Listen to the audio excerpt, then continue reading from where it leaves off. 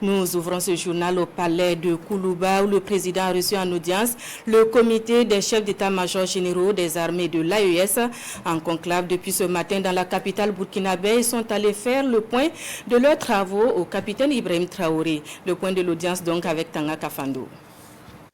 Au président du Faso, le capitaine Ibrahim Traoré, les chefs d'état-major des armées des 3 pays de l'AES rendent compte de la mise en place de la force unifiée de l'AES, objet de leur rencontre à Ouagadougou. Nous ressortons vraiment très satisfaits et ragaillardis encore par les orientations et les directives qui ont été données par le président dans la mise en œuvre de la force unifiée de l'AES. Ça, c'est vraiment l'objet de la rencontre que nous sommes en train de tenir pratiquement depuis 24 heures à Ouagadougou aussi. Pour le chef d'état-major général des armées du Mali, président du comité des chefs d'état-major de l'AES, la délégation a également rendu compte au chef de l'État de l'examen du protocole additionnel de la force de l'AES et des 2 opérations Yériko 1 et 2 menées dans la zone des 3 frontières, ainsi que des perspectives d'autres opérations. Nous sommes déterminés. La force de l'AES est en train de monter en puissance. Les terroristes changent de mode d'action quotidiennement.